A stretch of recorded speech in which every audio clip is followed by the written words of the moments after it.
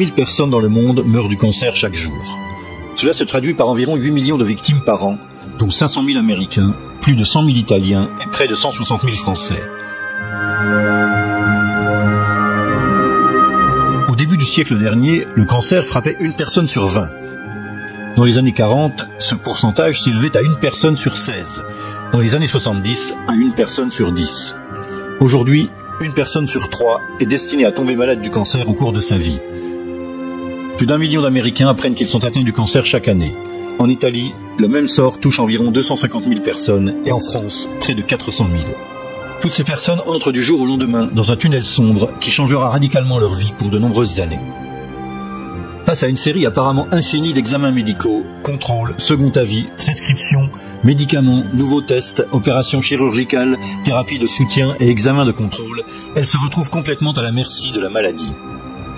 À l'intérieur de ce tunnel, chaque patient alimente un immense dispositif de santé qui fait travailler des centaines de milliers de personnes, générant des millions et des millions de dollars de chiffre d'affaires pour les industries médicales, hospitalières et pharmaceutiques. Des laboratoires de recherche aux écoles de médecine, des cliniques de prévention à la vente de médicaments à l'échelle mondiale, le système de santé autour du cancer est aujourd'hui si vaste et si coûteux qu'il a au moins autant besoin de ses patients pour survivre que les patients ont besoin de lui. Cancer is a big business, one of the biggest businesses. The typical cancer patient spends at least $50,000 to treat his or her disease. With 1 million new American cancer patients every year, that translates to $50 billion annually spent on cancer treatment in the United States. Pourtant, pour l'oncologie moderne, le cancer demeure toujours un mystère. Alors que ce qui, il y a 100 ans, n'étaient que de vulgaires tacos de bois tout juste capables de s'élever à quelques mètres au-dessus du sol, sont aujourd'hui devenus des jets ultra sophistiqués, capables d'atteindre des altitudes stratosphériques à 3 fois la vitesse du son. Ce qui, il y a 100 ans, n'était que le grésillement d'un télégraphe rudimentaire connecté à l'aide de fils de cuivre, est aujourd'hui devenu un réseau mondial de communication par fibre optique, grâce auquel des millions de personnes s'échangent simultanément des informations dans tous les sens. Ce qui, il y a 100 ans, était une planète encore assez méconnue, est aujourd'hui illuminée jour et nuit et a été explorée d'un bout à l'autre, à tel point qu'il est possible d'en visiter le moindre recoin, confortablement assis dans son canapé. La seule chose restée inchangée au cours de ce siècle est l'apparente incapacité de la science médicale à comprendre et à vaincre une maladie telle que le cancer. Pourquoi ? La théorie officielle soutient que le cancer est un problème de type génétique dont l'origine se trouve au cœur de la cellule humaine. Cancer is a group of over 100 diseases characterized by abnormal, uncontrolled cell growth. Cancer is a sometimes fatal disease caused by the abnormal growth and division of cells. While normal cells have well-defined walls and nuclei, the uncontrolled growth in cancer cells causes the creation of abnormal, unstructured masses of tissue, known as neoplasms or tumors. Most cancer-related deaths are due to metastasis, malignant cells that penetrate into the circulatory system and establish colonies in other parts of the body. How and where the migrating cells stop is different for different cancer types. Once the tumor cells are no longer moving, they can begin the process of forming a new tumor by leaving the blood vessel and beginning to reproduce in the new location. If the new environment is suitable, the newly arrived cell will begin to grow and a new tumor will develop. Cette théorie officielle, aussi appelée théorie moléculaire, est sensiblement la même qui fut développée il y a plus de 50 ans. Cancer begins as a departure from normal cell growth that is harmful and unceasing. If the abnormal cells grow slowly in a limited area, they are called benign tumors. If the cells are spread to other parts of the body, they constitute a malignant tumor, one that is cancerous. Cells of malignant growths break off and travel through the bloodstream to other parts of the body. There, they may start new cancerous growths. Au cours des 50 dernières années, la recherche sur la cause du cancer à l'intérieur de la cellule humaine a été poussée au-delà des limites de l'imagination. Actuellement, les laboratoires les plus avancés travaillent directement sur la cartographie du génome humain dans le but d'identifier les gènes spécifiques qui seraient responsables, selon certains scientifiques, des différents types de cancers. Ceci ouvre la porte à un scénario de rêve pour les industries pharmaceutiques. Un monde dans lequel on pourrait offrir à chaque patient atteint du cancer un traitement personnalisé, spécialement conçu pour lui.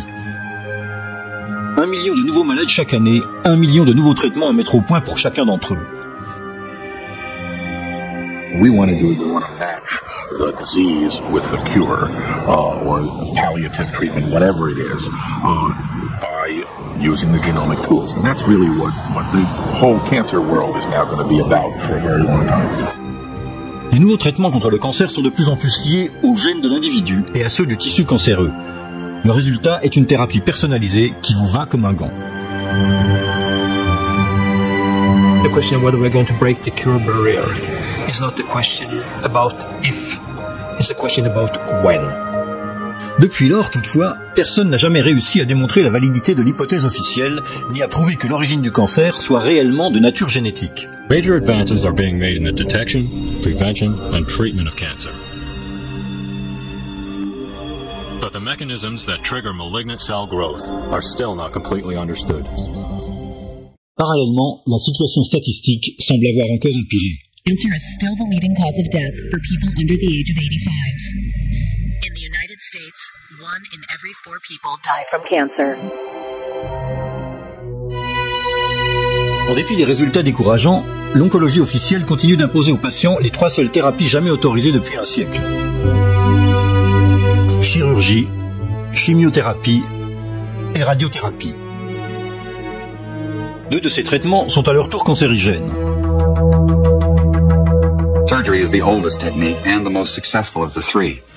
But surgery is useful only when the cancer is localized, a minority of cases. Patients also fear radiation's dangerous side effects. One of these is that radiation can actually cause cancer. The use of radiation remains controversial even in medical circles. As much as we could work with her, say on a math problem, she was not comprehending it. It would take a long time to get a worksheet done. Parts of Elizabeth's brain weren't there anymore because of the radiation that had killed that part of the brain. So the part of the brain that was responsible for memory was gone. Chemotherapy is designed to kill cancer cells throughout the body. It is highly toxic, however, and it also kills healthy cells. Today, chemotherapy is often given in combination with surgery and radiation. Your typical chemotherapy agent will certainly cause tiredness. There is a risk of sickness, but there are very good anti-sickness drugs these days that can control that. Chemotherapy frequently causes taste change. It can cause a sore mouth. The first side effect that many people ask about, however, is hair loss. En réalité, beaucoup de médicaments chimiothérapiques sont clairement cancérigènes.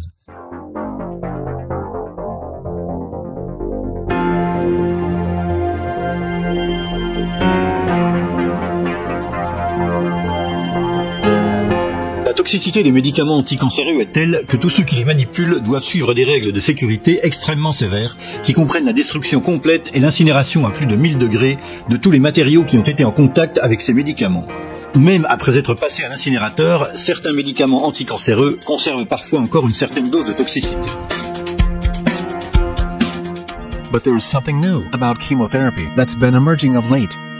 Many women who undergo chemotherapy for breast cancer describe unsettling changes to their memory and concentration. Researchers at the University of Michigan Comprehensive Cancer Center see this phenomenon is very real. Women have complained of cognitive changes that have occurred during the time that they've been treated for breast cancer for a long time now. And the term chemobrain has been coined, and this is used to describe loss of concentration, difficulty remembering things, having difficulty thinking clearly, and not being able to function effectively in normal activities that the person was able to do perfectly well before they had treatment. Simple little things.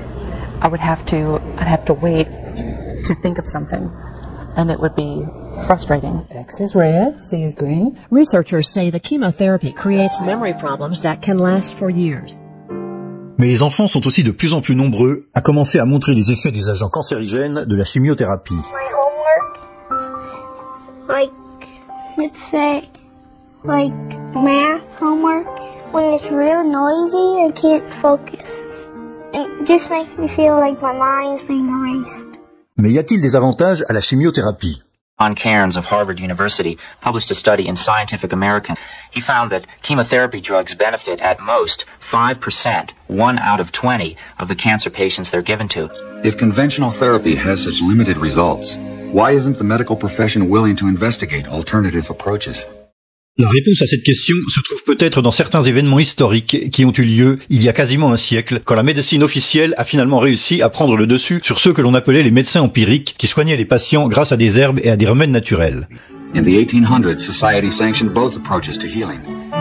Patients had a choice of using either doctors, called allopaths, or natural healers, called empirics or homeopaths. The two groups waged a bitter philosophical debate. The allopathic doctors called their approach heroic medicine. They believed the physician must aggressively drive disease from the body. They based their practice on what they considered scientific theory. The allopaths used three main techniques. They bled the body to drain out the bad humors. They gave huge doses of toxic minerals like mercury and lead to displace the original disease. They also used surgery, but it was a brutal procedure before anesthesia and infection control. Few patients were willing to have surgery. Most patients feared allopathic methods altogether. Satirists of the day remarked that with allopathic treatment, the patient died of the cure. Competing with the doctors were the empiric healers. Contrary to the doctors, they believed in stimulating the body's own defenses to heal itself. Instead of poisonous minerals, they used vegetable products and non-toxic substances in small quantities. They especially favored herbs, learned from Native American and old European traditions. The empirics said they based their remedies not on theory, but on observation and experience. Satirists of the day added that with empiric treatment, the patient died of the disease, not the cure. And the balance of medical power remained equal until the turn of the century. Then, new medical treatments emerged that were potentially very profitable. The AMA joined with strong financial forces to transform medicine into an industry. The fortunes of Carnegie, Morgan, and Rockefeller financed surgery, radiation, and synthetic drugs. They were to become the economic foundations of the new medical economy. The takeover of the medical industry was accomplished by the takeover of the medical schools. Well, the people that we're talking about, Rockefeller and Carnegie in particular, came to the picture and said, we will put up money. They offered tremendous amounts of money to the schools that would agree to cooperate with them. The donor said to the schools, we're giving you all this money. Now, would it be too much to ask if we could put some of our people on your board of directors to see that our money is being spent wisely? Well, when somebody's offering a starving school, a struggling school, a couple of $1 million, and all they ask in return is that some very well-known and prestigious individuals be added to your board of directors, the answer in many cases is yes, we'd be honored to have these people on our board of directors. Almost overnight, all of the major universities, which we now consider to be major universities in the field of medicine, received large grants from these sources and also accepted 1, 2, or 3 of these people that I mentioned on their board of directors, and the schools literally were taken over by the financial interests that put up the money. Now, what happened as a result of that is that the schools did receive an infusion of money. They were able to build new buildings. They were able to add expensive equipment to their laboratories. They were able to hire top-notch teachers. They were able to upgrade the level of medical education in America by 100-fold. But at the same time as doing that, they skewed the whole thing in the direction of pharmaceutical drugs. That was the efficiency in philanthropy. The doctors from that point forward in history would be taught pharmaceutical drugs. Those schools that did not accept those terms did not receive the money, and they generally fell by the wayside, and today you probably have never heard of them. All of the great teaching institutions in America were captured by the pharmaceutical interests in this fashion, and it's amazing how little money it really took to do it. Surgery became viable with anesthesia and infection control, and doctors advocated expensive, radical operations. These in turn produced the need for a large, lucrative hospital system. Radium fever swept medicine. The price of radium rose 1,000% almost overnight. Another costly technological industry entered the hospital system. A drug industry grew out of the booming patent medicine business. The doctors changed educational standards and licensing regulations to exclude the empirics. Soon, only AMA-approved doctors could legally practice medicine. In a brief 20 years, the AMA came to dominate medical practice. Organized Medicine launched a media campaign to associate the empirics with quacks. The code word for competition was quackery. So now, the average doctor goes through school, he gets a great education, he has to be really smart to get through it, he learns all about drugs, he doesn't know too much about basic nutrition. I found that the average wife of these physicians knows more about nutrition than he does, but they sure know their drugs. And if you go to your typical doctor today, I don't care what it is, chances are you're going to walk out of there with a prescription. Why? Because that's what he has been trained to do. The companies that make up the pharmaceutical industry are among the largest corporations in the world. Together, these businesses have come to be known as Big Pharma. In 2004, their combined global sales were over $500 billion, with Pfizer and Johnson & Johnson leading the pack. In the U.S., the core of Big Pharma's immense profits is from sales of prescription medication. And since these drugs can only be prescribed by medical professionals, most of the industry's promotional and marketing activities are directed at doctors, pharmacists, and other healthcare providers. This starts out at the first day of medical school, and in many medical schools, even the incoming students that, are 2 years away from seeing a patient will start to get gifts from the pharmaceutical industry.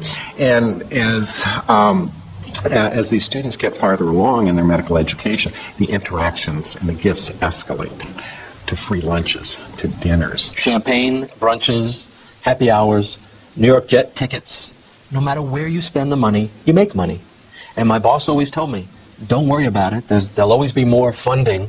Spend what you can. In fact, if I give you $100,000 to spend, Gene, I want you to spend $200,000. In addition to providing gifts and trips, perhaps the most potent weapon in the drug rep's arsenal is free drug samples. In 2004, the industry gave away the retail equivalent of almost $16 billion worth of drugs, and these products are the chief enabler of the marketing machine. And what it is a way of getting both patients and physicians hooked on their product. In any town USA, you walk into a physician's office, and you walk into a room that's usually a 10 by 10 room full of hundreds of thousands of dollars of samples. They're all the most expensive branded drugs. These are drugs that cost upwards of, $100 to $300 a month, and the office is full of them. Ce sont justement maintenant les anticancéreux qui figurent parmi les médicaments les plus coûteux. Une boîte de 30 comprimés de erlotinib, un anticancéreux produit par Roche, coûte 3 239 €. Une boîte de Néavar, produite par Bayer, coûte 5 300 €. 30 comprimés de sunitinib, l'anticancéreux de Pfizer, coûte 8 714 €. Physician prescribing the appropriate medication is not necessarily what the industry needs. What the industry needs, or a particular company, is the physician prescribing their medication. Before a drug can legally be sold in this country, it has to be approved by the FDA wherever it's made. Approval depends on the company demonstrating in clinical trials that a new drug is reasonably safe and effective. But compared with what? They don't have to compare their new drugs with existing drugs to treat the same condition with the best standard treatment. In most cases, they only have to compare their new drugs with a placebo. The FDA currently only requires, when you are seeking to have a new drug approved, that you show that that drug is better than a placebo. In other words, that the drug is better than nothing. That's really not very useful information for the doctor. Before 1980, most clinical research was funded by the National Institutes of Health. During the 90s, most of that research got pulled out of universities and was brought to for-profit research organizations. The problem is that gave virtual complete control over the research to the drug companies. They could design the studies. They have control of the data, so that many of the authors of the most important articles published in our best journals aren't even allowed to see their own data. They don't get free access to their own data, and they have control over publication. Studies are frequently either hard to find, or the results are manipulated by drug companies. I think the most shocking thing is to find that evidence is simply not available, or it is distorted. In clinical studies conducted in approximately 38,000 people. Donc, quand on entend dire à la télévision qu'une nouvelle recherche scientifique a établi un certain constat, personne n'est en mesure d'en vérifier la véracité. When drug companies set the research agenda, do the research and design the research, have tremendous influence over the people who get to write it up, and in fact have tremendous influence over the journals that publish it, because they're very, very beholden to drug companies for their own financial well-being. More than half of the budget of the division of the FDA that approves new drugs and oversees drug safety is funded by the drug companies. 90% of the clinical studies are funded by the drug companies. 59% of the experts who write the clinical guidelines have an active financial relationship with the drug that's being considered in the process. Ainsi, l'industrie pharmaceutique a pris avant toute chose le contrôle du système médical universitaire. Puis elle a mis en place l'Association médicale américaine, qui est depuis lors la seule autorisée à exercer légalement. Elle s'est ensuite emparée de la totalité du processus d'expérimentation des médicaments. Après quoi, elle influence lourdement les publications académiques qui promeuvent ces médicaments. Et enfin, elle contrôle l'agence fédérale qui doit garantir leur innocuité et leur non-toxicité. À l'extrême opposé se trouvent les citoyens malades, et entre les deux, les docteurs qui doivent les soigner et qui ne peuvent se baser que sur les informations générées par les industries pharmaceutiques que personne n'est en mesure de vérifier. Dans cette exaspérante recherche du monopole total de l'information, même Internet n'a pas été épargné. There are a number of groups on the internet that look like these bona fide, disinterested patient groups that would only want the best thing that's right for them. And you come to find out that they're 100% funded by a drug company. Mais tout ceci n'était évidemment pas encore suffisant pour l'industrie pharmaceutique. Recent years, Big Pharma has pushed its way into the traditional doctor-patient relationship and found a new way to increase sales by targeting patients directly and independently, largely through television advertising. Do you know about the purple pill called Nexium? I know. I know. Gardasil is the only cervical cancer vaccine that helps protect against 4 types of HPV. Maintenant que la liste obligatoire des effets secondaires est plus longue que celle des vertus des médicaments, les aspects négatifs sont clamés directement de la bouche des protagonistes dans des spots publicitaires qui les présentent du même ton joyeux que les qualités inventées. Side effects include pain, swelling, itching and redness at the injection site, fever, nausea, dizziness, vomiting and fainting. Voilà qui nous perd complètement sur un aspect déjà présenté de façon ambiguë et hautement irresponsable.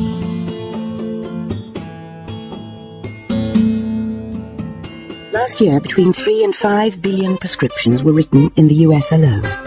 And for all of its many miracles and heroism, the pharmaceutical fantasy has also left disaster in its wake. The tragedies of drug side effects are being exposed daily.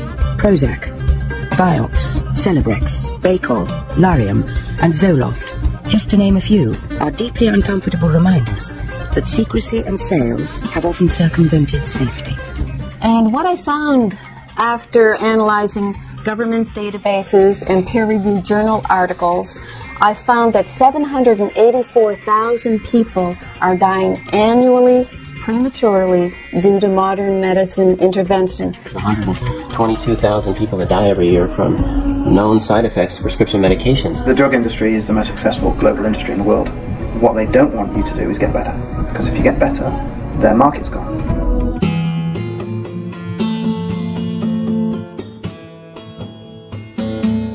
Anything that comes from nature cannot be patented. They're not interested in that.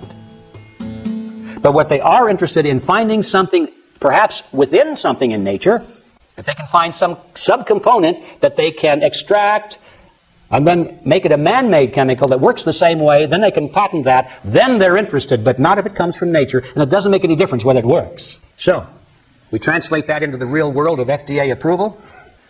Surely these drug companies aren't going to spend $20 million or more testing any substance from nature because it can't be patented. That, and of course the FDA says it's illegal to use unless it's been tested for efficacy and safety. Now you see the catch-22 you're in there.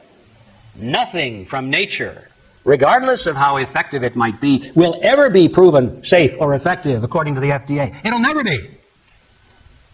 Because nobody's going to spend the money to go through the test. So therefore, everything from nature will always be condemned by the FDA as unproven. An unproven cancer cure.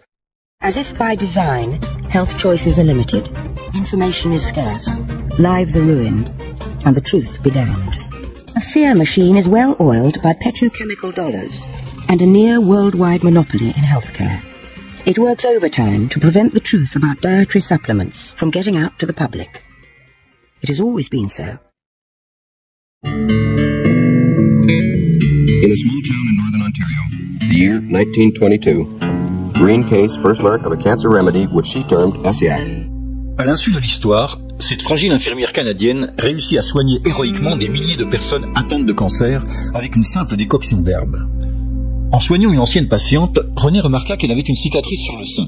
La patiente lui expliqua qu'il s'agissait des séquelles d'un cancer dont elle avait réussi à guérir des années auparavant grâce à une décoction d'herbe que lui avait suggéré le sage de la tribu locale d'Ojibwa.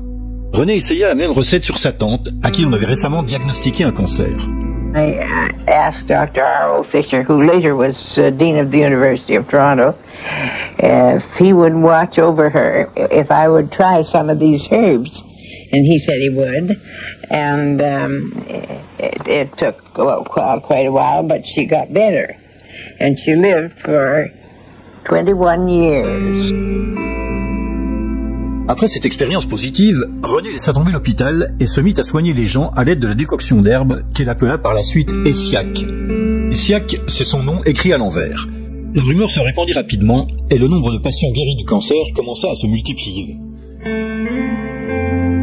I was diagnosed in Toronto General Hospital as having a growth in the bowel which was inoperable. And that was in January. And my husband was told that when the snow was gone, I would probably be gone with it. So through friends, I was directed to Miss Case. And I came to her and had treatments from her for practically 3 years. And felt I was cured, and I've had no return of it since.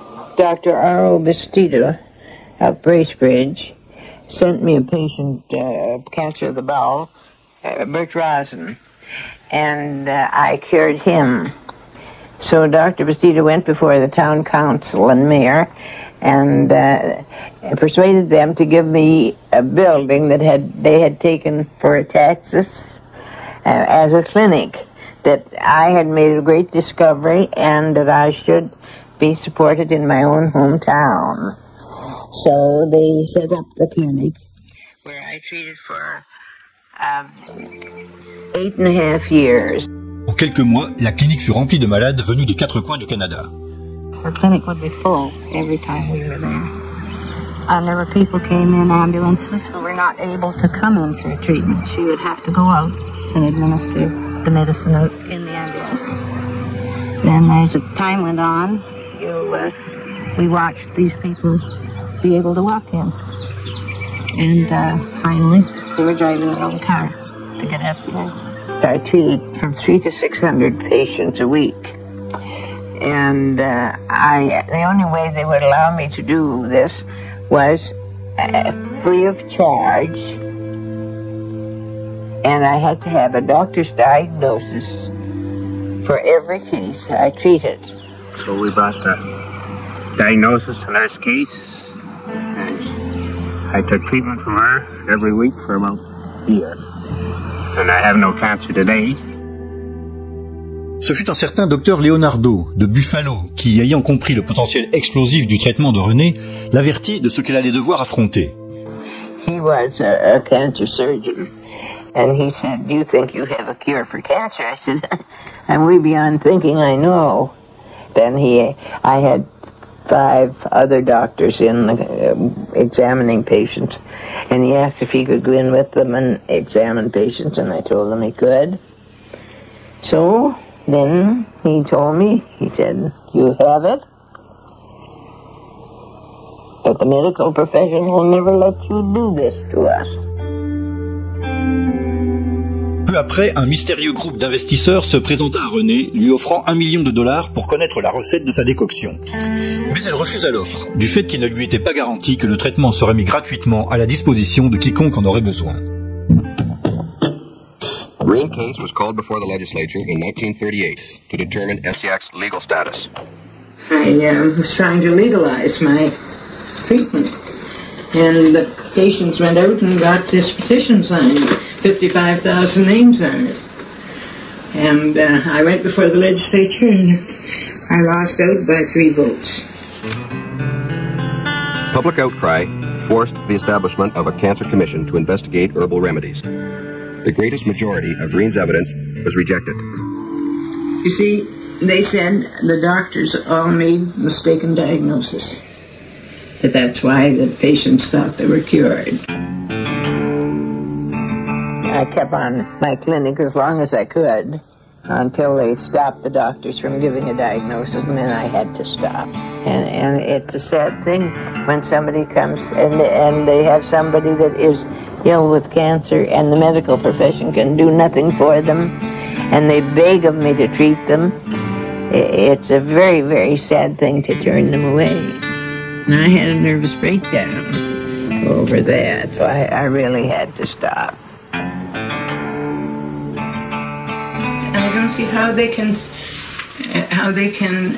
refrain from recognizing it, because if you have the proof, you have the diagnosis from the doctor, you have the pathological findings, and you find you have the living patient to show that they are still alive after the medical profession has given them up. And yet, they refuse to admit that it is a cure. Après s'être remise de cet épisode dépressif, René repartit de zéro, en préparant la décoction et en soignant les patients dans son propre sous-sol. Mais très rapidement, les autorités locales recommencèrent à la persécuter, la faisant arrêter plus d'une fois sous les prétextes les plus invraisemblables. Mais d'une certaine façon, la notoriété de l'Essiac avait franchi la frontière, puisqu'un jour, René reçut une invitation à tester sa décoction dans une clinique américaine, le centre médical Brush de Cambridge, dans le Massachusetts. Le directeur de la clinique, Charles Brush, était également le médecin et un ami personnel du président Kennedy. Dr. McClure, an outstanding researcher, undertook to study the effects of a drug or an herb called Essiac. And we found that it was non-toxic and did have effects in help in the treatment of cancer. À ce moment-là, le Dr Brush suggéra de soumettre l'Essiac à des tests de toxicité afin de le faire certifier par la FDA comme un traitement possible contre le cancer.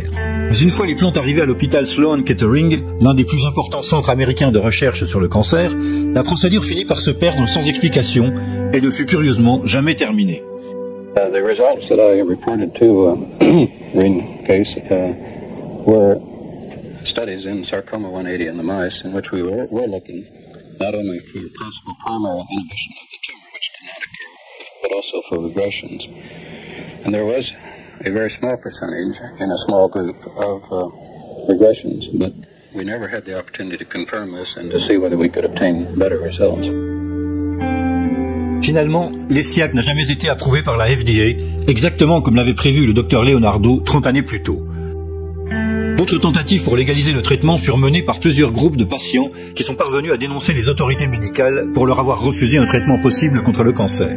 Asking to be given the right to use Essiac since orthodox medicine no longer has any answers for them. You can't burn a cancer out of a body with radiation. You can't poison it out of the body without poisoning the body as well. And I feel that nature holds the answer, the only answer for cancer patients, and as such, we should have it. Our constitutional rights at the moment are being denied to us. And it shouldn't even come down to a court hearing. It should be a matter of fact that we have what we want for our body.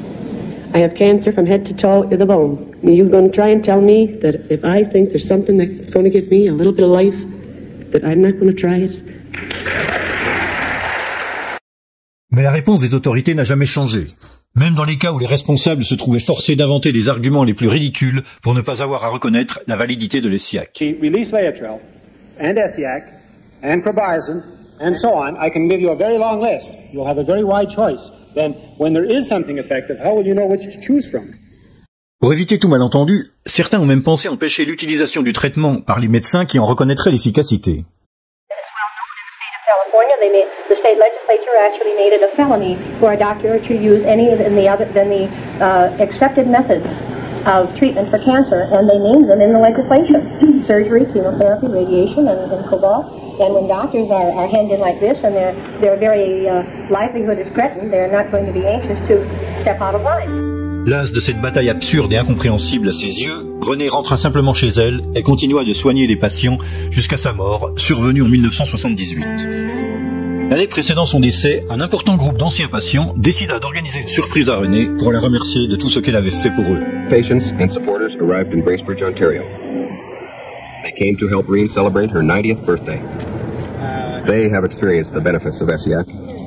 Many of the people here feel they owe their life to Reen.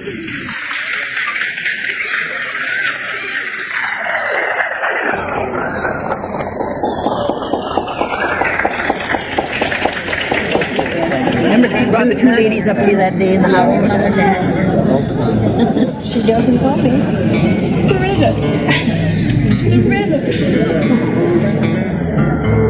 I have given my life for it. I couldn't give any more than that.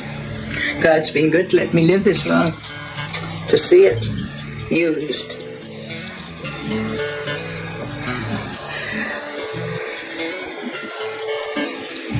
And used by people.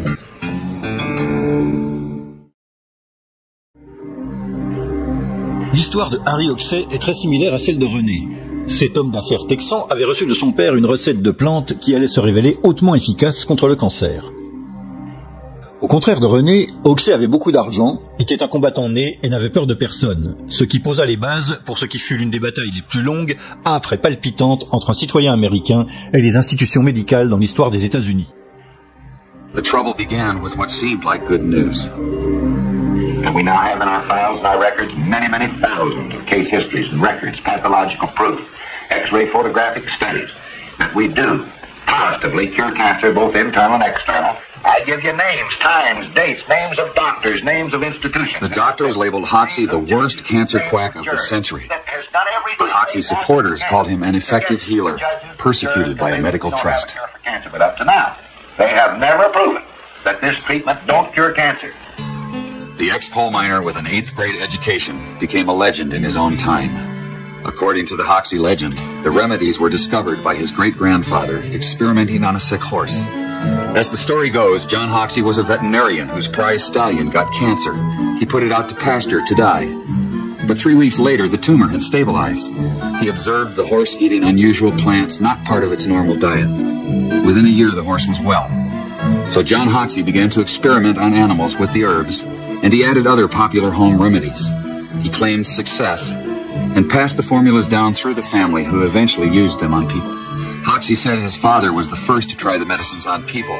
He gave young Harry the formulas with a deathbed wish to make the treatment available to people whether or not they could pay. Prophetically, he warned the boy against the high priests of medicine who would fight him jealously. It didn't take long. Hoxsey started his first clinic in Illinois in 1924, and he immediately incurred the wrath of organized medicine. He was arrested more times than any other man in medical history. Yet by the 1950s, the Hoxsey Clinic of Dallas, Texas was the largest privately owned cancer center in the world. Hoxsey clinics reached through 17 states. Endorsing the treatment were senators, judges, and even some doctors. 2 federal courts upheld its therapeutic value. If the treatment was worthless, how did it gain so much support? To claim a cure for cancer is to invite evaluation. While the medical profession turned its back on Hoxsey, numerous individuals did make personal investigations. These experiences repeatedly turned skeptics into believers. Among them was Esquire magazine writer James Wakefield Burke, who in 1939 began covering the Hoxsey story. My boss, Arnold Gingrich, one day said, "Why don't you go down to Texas and let's expose this fellow. He's getting too big." And the American Medical Association liked to put him out of business and said, "You go down and get acquainted with him." It says, "We'll do a couple of pieces on him and put an end to this." So it was an assignment. I came to Texas. I expected to stay about a day, get my information, and leave. I became fascinated. I stayed for 6 weeks. Every day, Harry would pick me up, bring me to the clinic. We'd come in the morning, and he would put his arm around these old men and women, say, "Dad, them doctors been cutting you up." Says, "I ain't gonna let them sons of bitches kill you. You're gonna live." And he'd treat them, and I'd watch him treat them. They'd get better and begin to get well. So I wrote an outline for a piece which I called "The Quack Who Cured Cancer." And I sent it back to the editors, but it never came out. Assistant District Attorney Al Templeton was more than a skeptic. He arrested Hoxsey more than 100 times in 2 years. Then his own brother, Mike, got terminal cancer and secretly went to Hoxsey. When Mike Templeton got well, Al Templeton gave Hoxsey the credit. Hoxsey's prosecutor became his lawyer. More and more people kept supporting Hoxsey's claims of a cure. His boldest promoter was Christian evangelist Gerald Winrod. His radio broadcast reached millions of listeners with sensational reports of Hoxsey's mounting successes. I wish to begin this broadcast by reading for you what I regard as a very important statement, and I quote, Judge W.L. Thornton, this is the second jury of 12 men that has found in my court that the Hoxsey treatment cures cancer. 10 doctors found that the number of cures reaches into the thousands. Former United States Senator Thomas studied a large number of cures. I had made my own investigation, had satisfied myself that cancer was really being cured by the Hoxsey method. This humble reporter can only say, God bless these quacks, the only quacks who are curing cancer today. But a new cancer treatment needs more than personal investigations to gain acceptance. It needs a formal scientific review. And when I say to you, all I want is to have them come here. The American Medical Association, the Pure Food and Drug, the federal government, anybody, come here and make an investigation. And if I don't prove to them beyond any question of a doubt that our treatment is superior to radium X-ray and surgery, then I will lock the doors of this institution forever. Mais la profession médicale ne répondit pas à son appel. The doctors claim that they already knew from their medical education that his remedies were had no efficaciousness at all, was no cure. They were just sought in their ways and adamant in their beliefs. According to Hoxsey, there was a more sinister reason the medical profession wouldn't investigate. Hoxsey said the AMA doctors invited him to demonstrate the treatment. Among them was Dr. Morris Fishbein, editor of the influential AMA Journal. According to Hoxsey, the day after his successful demonstration, a high AMA official asked to buy the rights to the formulas.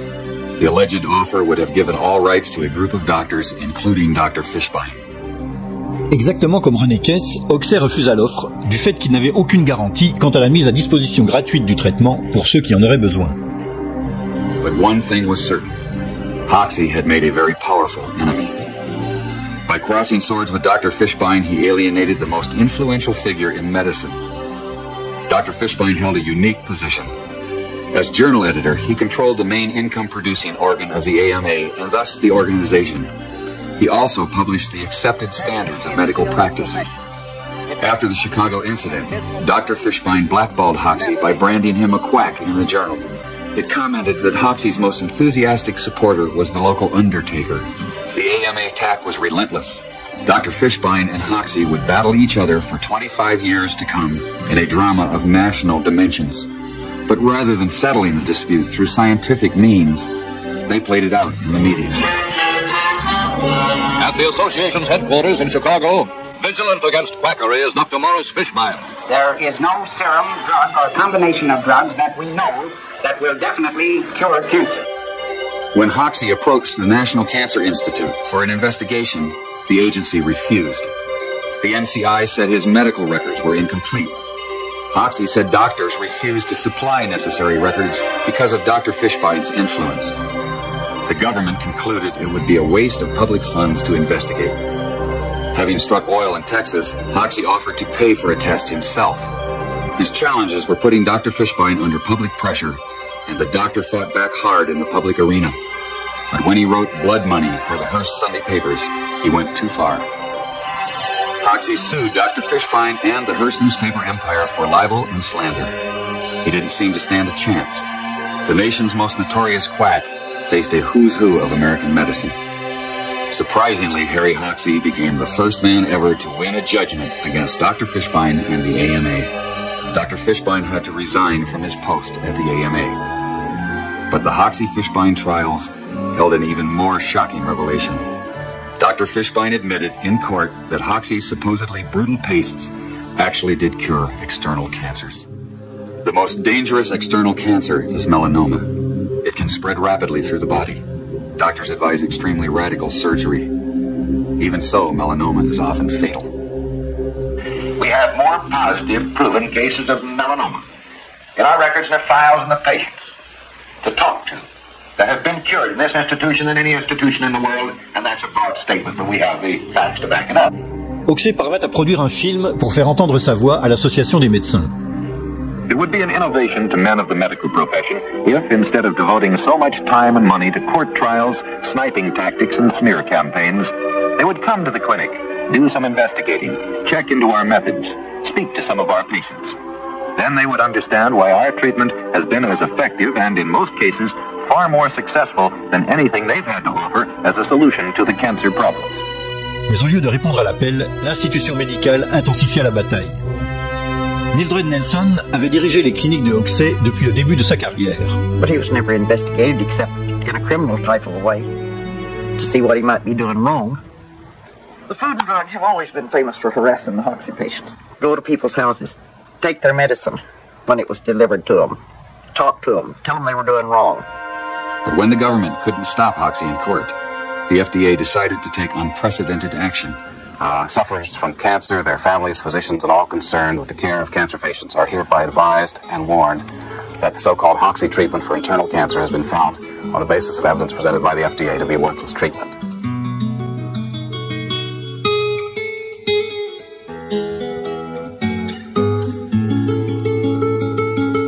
And it was so successful that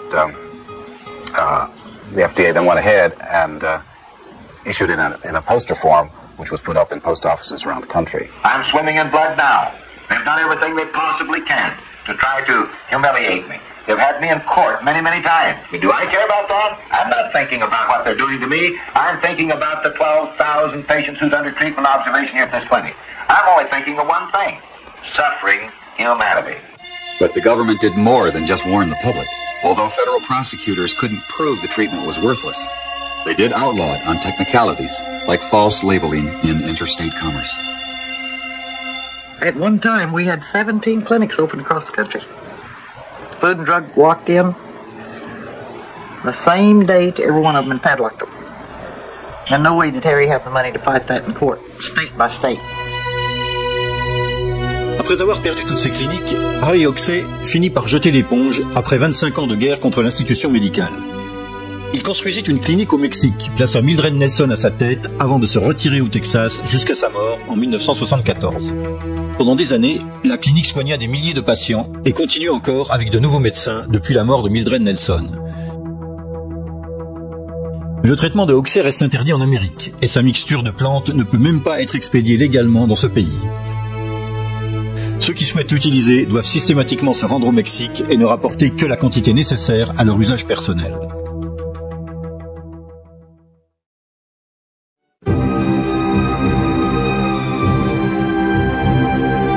Je vois dans Gerson l'un des génies les plus éminents de l'histoire de la médecine, Albert Schweitzer.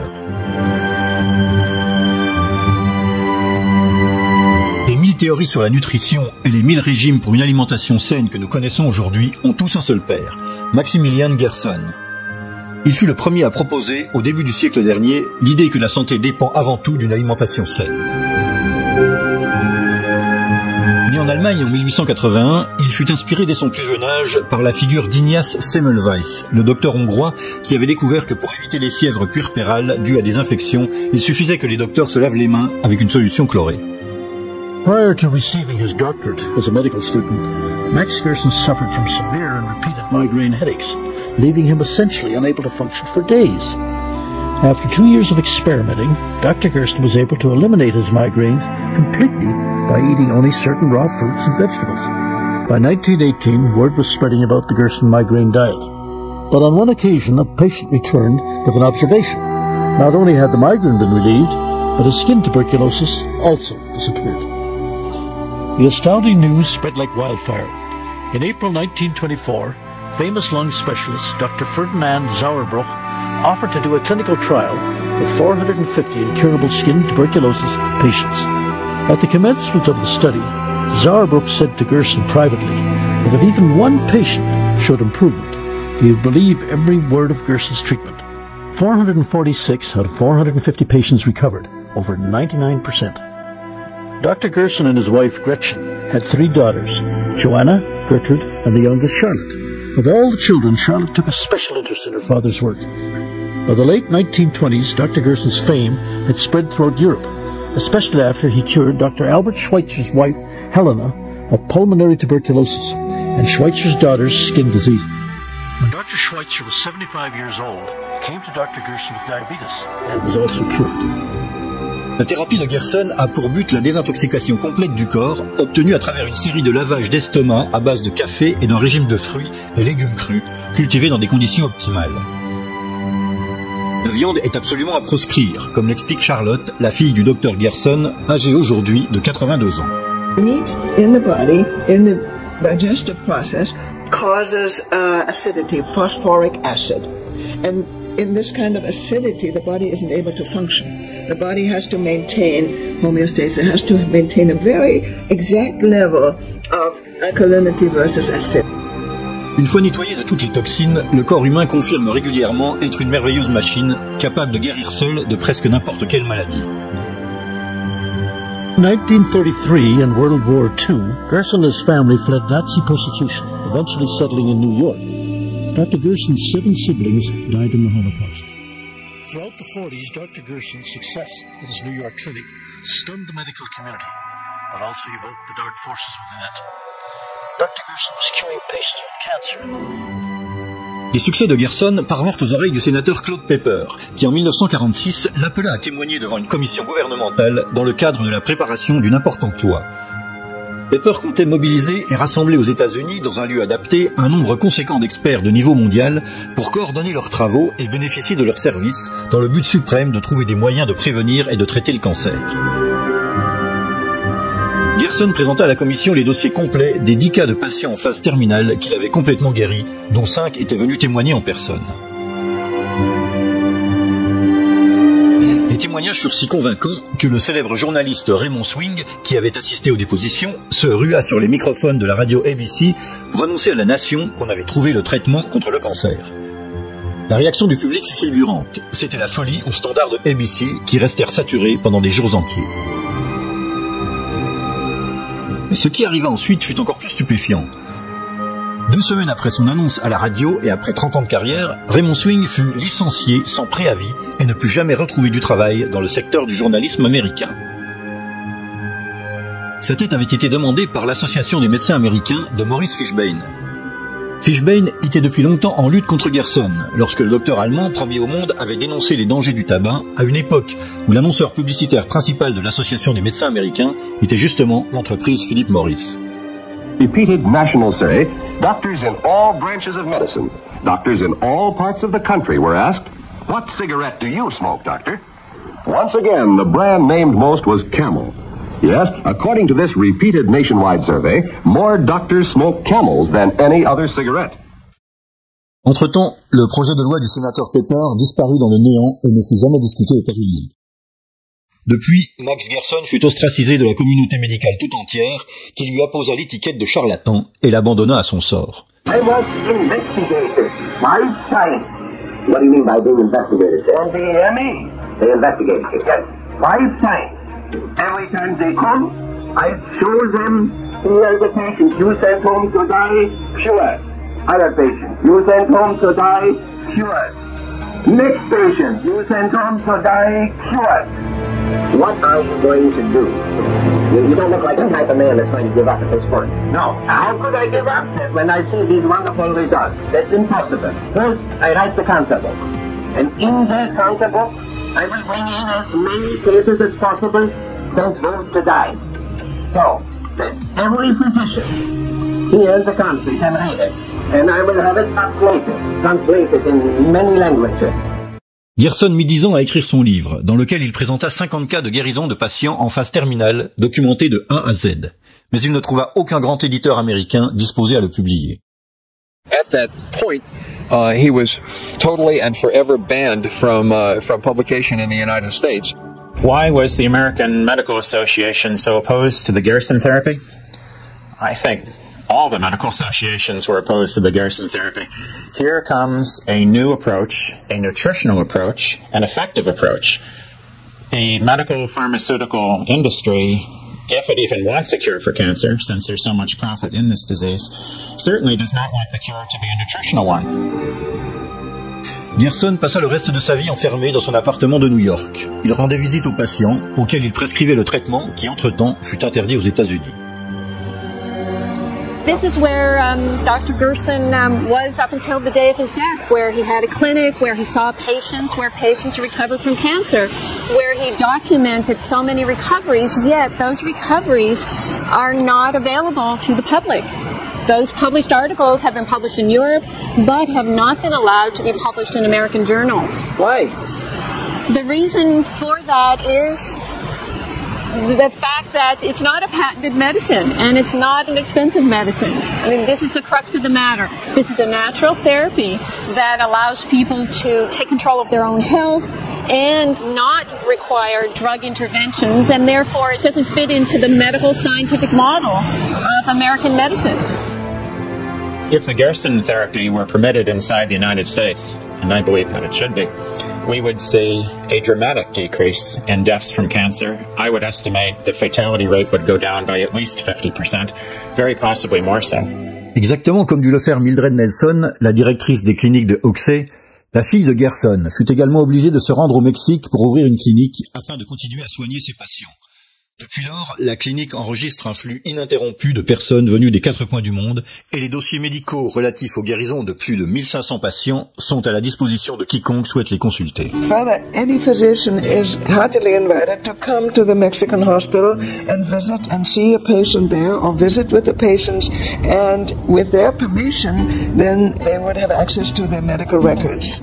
Mais la communauté médicale refusa catégoriquement l'invitation, tout en continuant à nier officiellement la validité de la thérapie Gerson.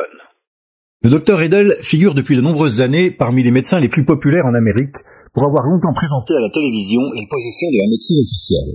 I don't think the Gerson therapy has ever cured a terminally ill patient. People get very confused by this. If you think of basically what's in Gerson therapy, you really wouldn't expect it to cure cancer. But people, sometimes cancer cures itself. There is a rate of cancer that goes away by itself. Some people didn't really have cancer. It was a misdiagnosis. In 1986, I was diagnosed with pancreas cancer, which has spread to my liver, gallbladder, and spleen. The doctors told me I had 3 months to live, to go home, get my finances in order, and prepare to die. My husband just wouldn't accept it. I was only 46 at the time, far too young, so we came home, did therapy for 2 years. After 3 months, my doctors here wondered why I was still living. They asked me if I would have a CAT scan, which I did. The masses of cancer had gone. They said, I don't know what you're doing. We don't want to know what you're doing. Just keep doing it.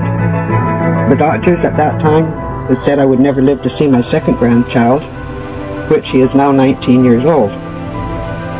So we proved them wrong. After the therapy, we went back to Utah to a specialist on blood, and she said my blood was so clean and clear that she couldn't tell I'd ever had cancer, and she said I was the first patient that ever happened to. Yes, and after I had gone back to the oncologist after I had done the Gerson therapy for a couple months, at that time when they had found that I was cured of cancer from the CT scan that they had done on my abdomen, he couldn't believe it. He thought it was a miracle.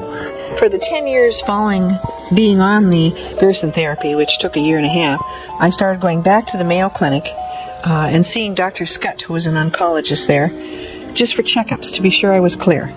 And he said everything was like an 18-year-old again. My blood profile was perfect, and he couldn't believe how I looked and how much energy I had, and he asked me what I'd done, and I went over the Gerson therapy with him. Dr. Scott said, that's great, but he said that we can't sell that. Le docteur Wallace Simpson dirige la Scientific Review of Alternative Medicine, la revue scientifique officielle sur les traitements alternatifs et sur les pratiques médicales aberrantes qui entend faire des analyses scientifiques et objectives. Gerson therapy ever cured a cancer patient? Oh, of course not. They won't even release their records. So, what would it take for you to be convinced that this therapy is has credibility? Well, first of all, they have to show some reason why it should work. We know how cancers behave, and we know the kinds of things that cause cancer. So they have to come up with some kind of a believable theory of why their diet should work. But second of all, they'd have to convince us that everything we know about it in the past 50 years is wrong. And they're right. Now, how are they going to come up with material like that? That's impossible. They don't have it. Dr. Gerson documented so many recoveries, yet those recoveries are not available to the public. Those published articles have been published in Europe, but have not been allowed to be published in American journals. Le docteur Stephen Barrett peut être considéré comme l'équivalent moderne de Maurice Fishbane. À la tête de la revue Quackwatch, qui signifie la veille contre les charlatans, il y dénonce publiquement et depuis longtemps tous les traitements que la médecine officielle estime être des fraudes ou des arnaques sans aucune valeur. Take the Gerson therapy, for example. Gerson was a physician who claimed that he could cure cancer with diet and a number of other methods. There's absolutely no scientific evidence that he's cured anyone. I was investigated 5 times on the ME. Every time they come, I show them here the patient you sent home to die, cured. Other patient you sent home to die, cured. Next patient you sent home to die, cured. The Gerson therapy was known some 75 years ago. If doctors know there's a cure and send patients home to die, that is an atrocity worse than the Holocaust. You can make paper out of it, you can make cloth out of it, you can make cord out of it, you can make oil, you can make medicine. You can make food out of hemp seed oil. You can burn it in a lamp. You can make rope. You can make parachute cordage and tie your shoes. And the Constitution was really printed on hemp paper. For over 10,000 years, hemp was undeniably our most useful plant. Our ancestors depended on hemp's exceptionally strong fiber, cellulose-rich pulp, and highly nutritious seeds. The plant was cultivated and used throughout history for food, clothing, fuel and medicine, as well as for sails, rope, shelter, and paper. For centuries prior to about 1850, all the ships that sailed the western seas were rigged with hempen rope and sails. A 44-gun frigate took over 60 tons of hemp for rigging, including an anchor cable 25 inches in circumference. Amongst the thousands of products made from hemp, one of the most extraordinary is Henry Ford's plastic car. Built in 1941, it contained cellulose fibers derived from hemp, sisal, and wheat straw. The plastic was lighter than steel, yet could withstand 10 times the impact without denting. Popular Mechanics magazine recognized the potential bonanza for American farmers and entrepreneurs. This article heralded a machine that could process hemp quickly and cheaply for the first time in history. Il y avait toutefois un problème. À cette époque, le magnat de la presse à scandale, William Randolph Hearst, avait acquis des millions et des millions d'hectares d'exploitations forestières qu'il comptait utiliser pour produire du papier pour ses journaux à succès grandissant. Avec le retour du papier de chanvre, devenu moins cher que celui produit à partir des arbres grâce aux nouvelles méthodes de fabrication, son empire était voué à l'effondrement en l'espace de quelques mois. Autre géant de l'industrie, la mode Dupont, était directement menacée par le chanvre. C'était le propriétaire de la société pétrochimique qui venait d'obtenir ses brevets pour créer des dizaines de fibres synthétiques à partir du pétrole. Du nylon pour les chaussettes, les brosses, les vêtements et même les pneus de voiture, puis l'orlon, le dacron, les éponges synthétiques, le cellophane et toute la gamme de produits qui, sur le marché, allaient supplanter leurs concurrents fabriqués à partir du chanvre. Outre le risque de perdre des millions de dollars, Hearst et Dupont partageaient un autre point commun. Ils recevaient tous les deux leur financement de l'un des banquiers les plus puissants de l'époque, Andrew Mellon, alors également secrétaire au Trésor. Mellon nomma à la direction du Bureau fédéral des stupéfiants son futur gendre, John Anslinger. Avec l'aide des journalistes de Hearst et des productions hollywoodiennes complaisantes, Anslinger mit en route une gigantesque campagne médiatique visant à faire apparaître le chanvre comme un produit toxique et dangereux qui fut immédiatement banni du marché. Marijuana, the dried leaves and flowers of the Indian hempweed, is used in the form of a cigarette. Marijuana smoking, experts point out, can make a helpless addict of its victim within weeks, causing physical and moral ruin and death. Let's go, Jack. I'm red hot.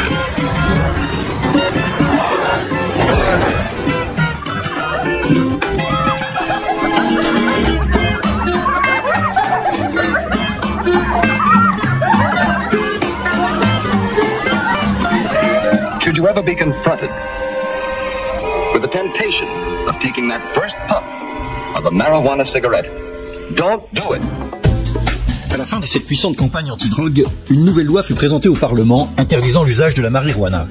Bien que le composant psychotrope du chanvre, le THC, se trouve uniquement dans les fleurs et ses feuilles, Anslinger parvint à faire interdire la culture totale de la plante dans tous les États-Unis.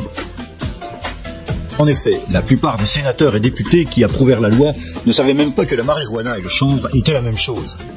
Without any public debate, scientific inquiry, or political objection, the Marijuana Tax Act was signed into law by President Roosevelt. La guerre contre le chanvre était officiellement déclarée. Elle mena à des dizaines d'arrestations retentissantes que Hearst s'empressa personnellement de rendre publiques dans toute la nation. Après la guerre, les États-Unis commencèrent à faire pression sur tous les pays encore producteurs de chanvre. Et à la fin des années 50, ils étaient parvenus à rendre la plante illégale pratiquement dans le monde entier. Ce fut sans aucun doute un immense cadeau fait à l'industrie du papier et du secteur pétrochimique. Mais cela nous offrit également le désastre écologique auquel nous assistons aujourd'hui. Pollution atmosphérique, chimique et environnementale, déforestation sauvage, extinction des espèces animales, augmentation du réchauffement climatique. Virtually everything now made from trees and petroleum could instead be made from hemp. Not another single tree would ever have to be cut down to make paper. Clean-burning fuel would now be made from the biomass of the abundant hemp plant. This new fuel would run cars, factories, power plants, and would even provide heat for our homes. The hemp could be grown and processed into cloth and paper with only a fraction of the toxic chemicals used in processing cotton and trees. Malheureusement, avec le chanvre, nous avons également perdu l'un des médicaments les plus importants jamais connus de l'homme. Cannabis has been used medically since the year 2800 BC, when Emperor Shenmue founded the science of Chinese medicine. Wounds sustained in battle were bandaged in cannabis leaves. À la fin du 19e siècle, plus de 30% des médicaments disponibles en Amérique contenaient du cannabis. Ce dernier compte presque autant de vertus thérapeutiques que de produits extractibles. Prévention des nausées et vomissements causés par la chimiothérapie, de l'anorexie, des douleurs provoquées par le cancer, des lésions de la colonne vertébrale, des glaucomes, de l'affaiblissement musculaire. Today, doctors across the whole world are asking for the right to use cannabis as a treatment for pain, especially for cancer and AIDS. Marijuana is much less dangerous than many other substances in less restrictive schedules, like morphine and cocaine, not to mention the unscheduled legal mass killers, tobacco and alcohol. Of course, marijuana does have proven medical usefulness for some conditions. One study that we did looked at patients with HIV-related painful peripheral neuropathy, which means nerve damage in the hands and feet. Very difficult problem. Non-steroidal anti-inflammatories don't help. Opioids don't help. Acupuncture doesn't really help. So we gave people cannabis, and we saw that it helped. And from our pilot study where everybody smoked real cannabis, we then decided to do a placebo-controlled trial.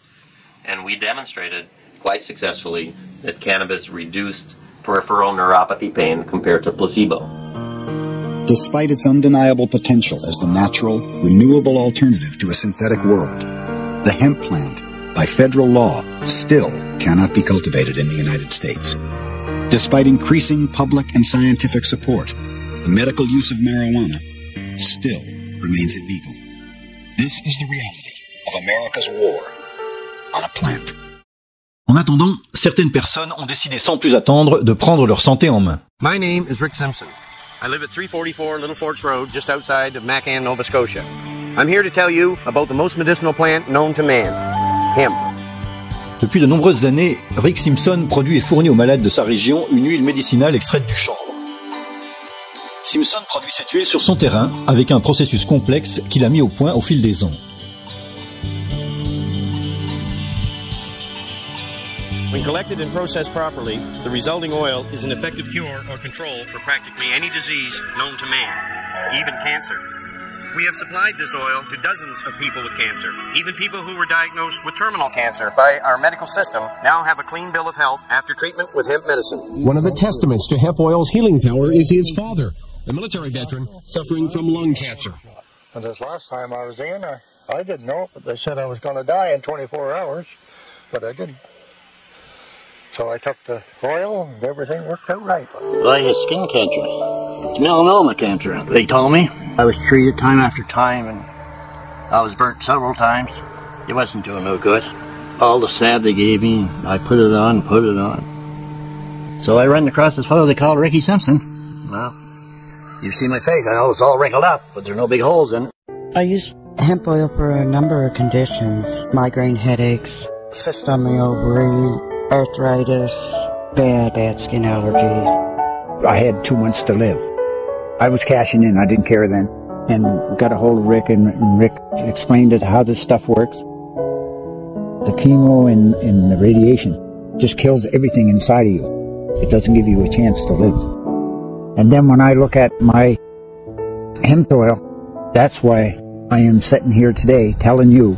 January 07, my father came to stay with my wife and I because his cancer had become unmanageable. He could not stay alone anymore. At this point, the man had fluid in both lungs, couldn't even hardly walk around. His breathing had gone down to 70%, and he was on his last legs. We started him on the treatment. In the side of 3 months, the cancer was completely gone. In between that, he got nothing but better. The man improved every day from the time he started the oil until he went to a maintenance dose in March. It works. It works. That's all I can say. You know, it works. Même dans la province reculée de la Nouvelle-Écosse, les règles du jeu semblent identiques. Hemp oil containing THC has been touted as an effective treatment for many diseases, including cancer. But distributing THC, the psychoactive ingredient in marijuana, is illegal. Hemp oil is being used by some people in the Macan area of Nova Scotia to help in the treatment of cancer. Now they're worried their hemp oil will be taken away. People are being very scared of the RCMP coming in their home and taking their medicine from them. À cette époque, Rick Dwyer était le président du siège local de la Légion royale canadienne. That's when we proceeded to call in these politicians, our health professionals, and our enforcement professionals, and all the people who should have been contacted over this issue. We wrote them a letter, and we stated to come to this meeting. We would show you the evidence, the human evidence, scientific evidence, and the medical evidence. And that's when they come in and shut our Royal Canadian Legion down. The doors are locked here at the Royal Canadian Legion in McCann. Even past President Rick Dwyer can't get into the building. The charter has been pulled and the executive suspended because of their controversial support of the use of hemp oil as medicine. And as Royal Canadian Legion members, for us to sit here while people were dying and suffering horribly and us knowing that this worked, I don't see where there's any honor to that. Grâce à la tolérance des autorités locales, Ring Simpson peut continuer à fournir aux habitants de la zone son huile curative. Mais cela reste une activité illégale. Entre-temps, aucune autorité officielle ni aucun médecin privé ne s'est avancé pour en savoir plus sur les qualités curatives de l'huile produite par Rick Simpson.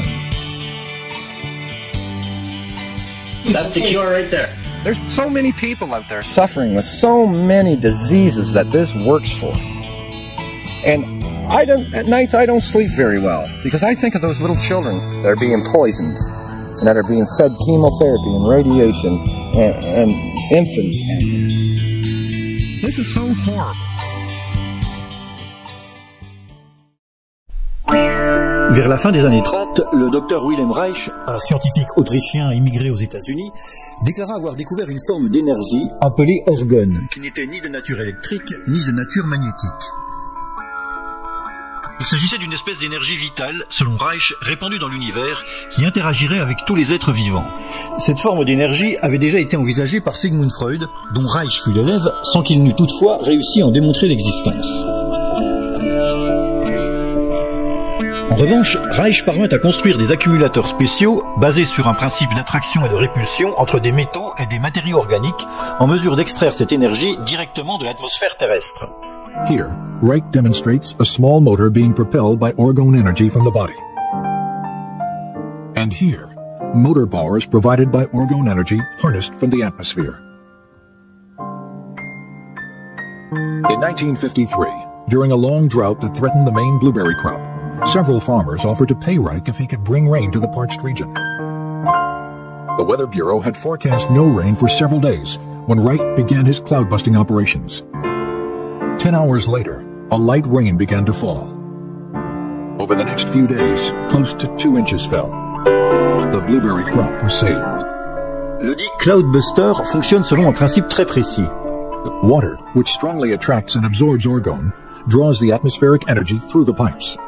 This movement of orgone from a lower to a higher energy system was used by Reich to create clouds and to dissipate them. Différents scientifiques ont par la suite reconnu la validité de la méthode de Reich, qui après sa première expérience avait réussi à reproduire le phénomène avec succès au moins une centaine de fois.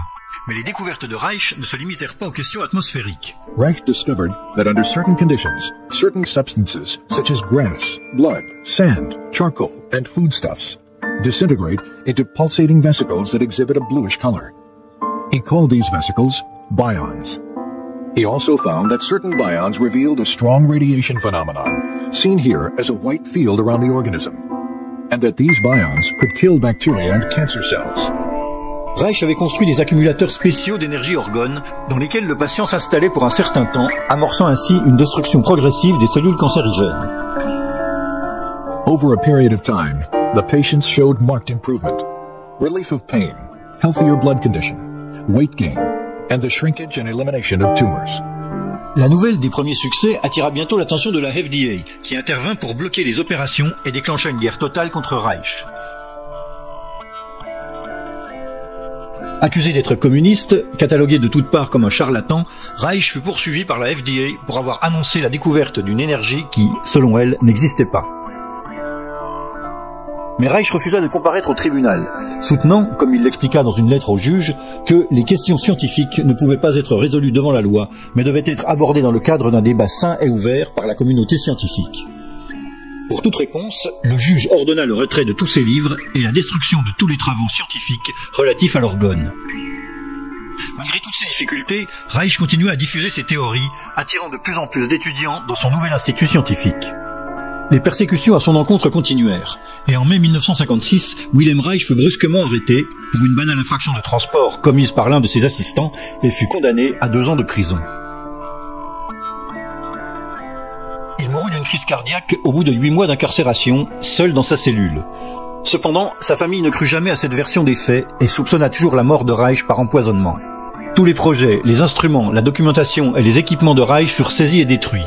Tous ses livres furent brûlés sous la supervision directe de la FDA et toute référence à l'énergie orgone fut effacée pour toujours des pages de l'histoire.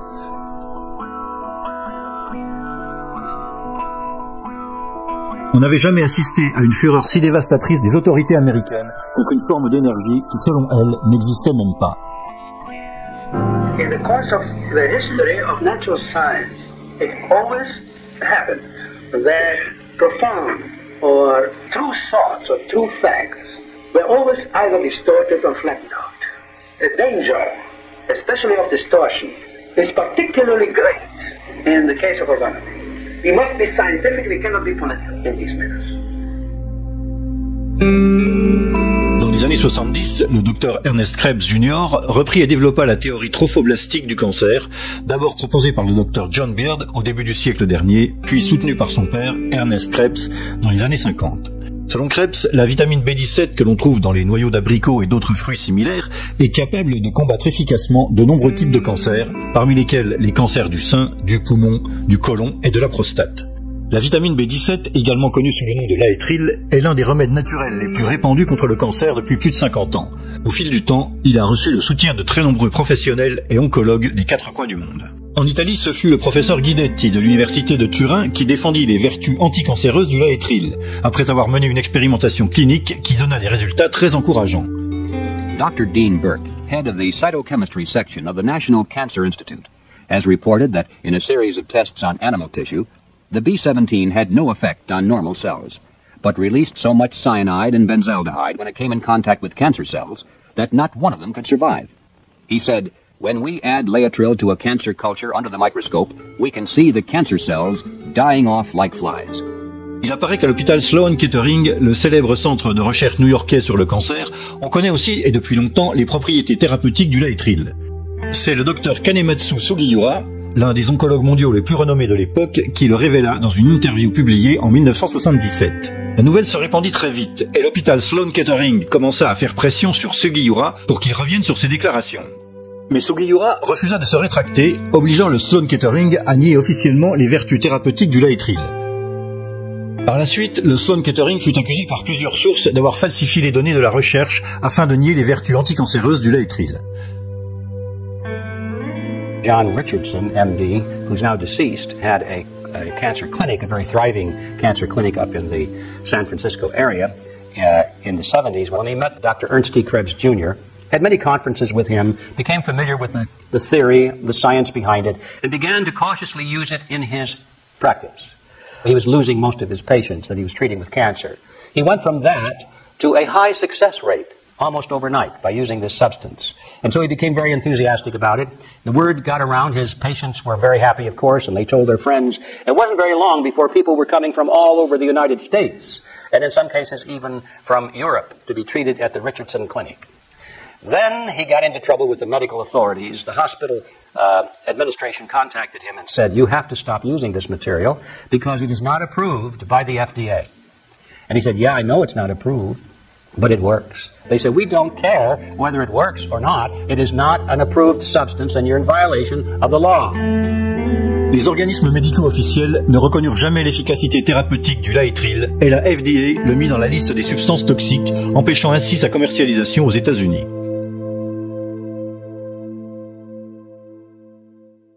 En 1992, le docteur William Lane fit les gros titres avec son livre intitulé « Les requins n'attrapent pas le cancer », dans lequel il soutint que le cartilage de requin était capable d'éradiquer de nombreux types de cancers. Comme on le sait, pour pouvoir croître au-delà d'une certaine taille, les tumeurs ont besoin de construire leur propre système de vascularisation, appelé angiogénèse, sans lequel elles sont condamnées à mourir par manque d'oxygène. Le docteur Lane avait découvert que le cartilage de requin possédait une caractéristique anti-angiogénique particulière qui lui permettait d'envelopper et d'étouffer les tumeurs, les empêchant de développer de nouveaux vaisseaux nécessaires à leur croissance.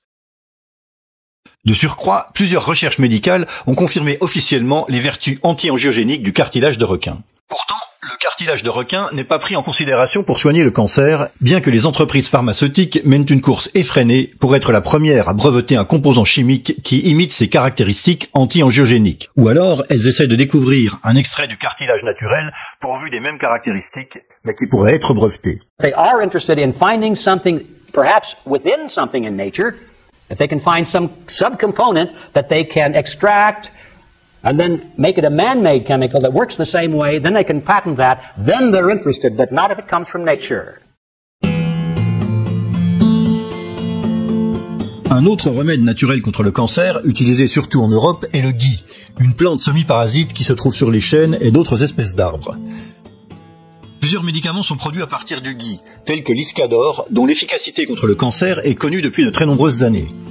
I think it deserves some merit because it's nothing new. It's not a fad. It's been around a long time. It's been used for over 70, 80 years. Le scientifique et philosophe autrichien Rudolf Steiner, fondateur de la médecine anthroposophique, indiquait déjà l'usage du gui contre le cancer dans les années 20. Mais la plante de gui est considérée comme sacrée depuis le temps des Celtes, qui l'utilisaient comme médecine universelle. Le malade du cancer qui ingère du gui enregistre une augmentation immédiate des macrophages dans le sang, presque toujours suivie par une régression de la maladie. We do know that it has immune stimulatory properties, like if you measure cytokines, you can see them actually go up with using mistletoe. There's components in mistletoe that are actually cytotoxic, meaning it actually can kill cancer cells or it can put them to sleep. Dans les cliniques steineriennes, l'Iscador est intégré dans un traitement contre le cancer bien plus vaste, qui s'étend aux aspects émotionnels, psychologiques et spirituels de l'être humain. Aux États-Unis, en revanche, le traitement à base de gui est quasiment inconnu. Le système de santé britannique, quant à lui, a tenu à en nier les vertus thérapeutiques en utilisant pour le coup la formule classique de l'efficacité non prouvée. CT has reviewed the evidence relating to mistletoe in the management of breast cancer, and we have found, and I'm one of the people that's looked at the evidence, we've found that there's no convincing supporting evidence. Récemment, l'actrice et écrivaine américaine Susan Somers a annoncé avoir été guérie du cancer du sein grâce à l'Iscador. You mentioned cancer. Back in 2001, you, on this program, announced that you had been battling cancer. Most people would just go to the doctor and get chemo. You went a different route. How are you now? Well, I just had my killer cells tested, naturally. That's your immune system. And I've been injecting that Iscador now for 8 years. So I haven't had a cold, I haven't had anything. You don't have cancer? I don't have cancer anymore. On pourrait continuer ainsi pendant des heures à faire l'inventaire des cas historiques dans lesquels un traitement potentiel contre le cancer est tombé dans l'oubli. Du soin à base de vitamine C du lauréat du prix Nobel Linus Pauling, au crébiosène du Dr Ivy, des soins moléculaires avec le microscope du Dr Riffet, aux toxines du Dr Coley, la dynamique est toujours restée plus ou moins la même. Les médecins sont mis à l'index, catalogués comme charlatans, ignorés ou persécutés sans que leur traitement ne soit jamais soumis à une expérimentation scientifique sérieuse. La dernière personne en date à avoir proposé un remède naturel contre le cancer est le docteur Tullio Simoncini. Tullio Simoncini est un oncologue italien plongé depuis de nombreuses années au cœur d'une forte polémique, car il soutient l'hypothèse selon laquelle la cause du cancer ne serait pas d'ordre génétique, mais serait provoquée par l'agression d'un champignon appelé Candida albicans. Sur la base de cette hypothèse, Simoncini propose de soigner le cancer avec du bicarbonate de soude, et les résultats qu'il a obtenus jusqu'à aujourd'hui semblent très encourageants. What is a fungus? In other words, how do we get this fungus inside our body, or this yeast inside our body? Where do you think all of this starts after your years of research? There is an endemy, a big epidemic pollution, because the fungus is undervalued. But it is undervalued because it is not understood. Le docteur Simoncini a senti le besoin de remettre en cause tout le paradigme du cancer depuis les premiers jours de ses études en oncologie. Son attention fut attirée par le fait qu'en comparant des dizaines d'organes complètement différents les uns des autres, toutes les tumeurs se comportaient de la même manière. Il se mit ainsi à la recherche d'un dénominateur commun qui expliquerait la coloration blanchâtre présente dans la grande majorité des tumeurs examinées. These tumor specimens show the devastating impact the disease can have on the body. This is a liver riddled with cancer. The whitish bubbles are all tumors. If you enter in the body and you reach an organ affected by the cancer, you can see that the lumps are always white. The lumps are white? Lumps are always white. Sometimes discovered with blood or with the defense reaction. But in every post-mortem examination, scientists find the white lumps, the white masses, that is fungi. This is the pleura. We entered with the camera and look, the pleura should be red, but you can see all the lumps, all the cancer that is white. This is a heartbeat. This is a bronchial cancer. Look, we went into the bronchia. Look, they are white. And then in the colon cancer. This is red because there is a little bit blood. I washed it up. Okay, and now it's white. Now, look. It is always white. Blanc, comme la candida. En latin, Candida albicans signifie blanc éclatant. En soi, la présence de champignons dans les tumeurs n'est évidemment pas une nouveauté dans le monde de la médecine. L'oncologie officielle considère pourtant que cette présence est due à la nature opportuniste du champignon qui parvient à installer ses colonies seulement après l'apparition du cancer. Cette conviction semble toutefois contredite par une observation attentive de ce qui se passe entre les champignons et les êtres vivants au niveau les plus bas de la hiérarchie animale. Spores from a parasitic fungus called cordyceps have infiltrated this ant's body and mind. As soon as she is discovered by the workers, the ant is taken away and dumped far away from the colony. It seems extreme, but this is the reason why. After a while, the fruiting body of the cordyceps erupts from the ant's head.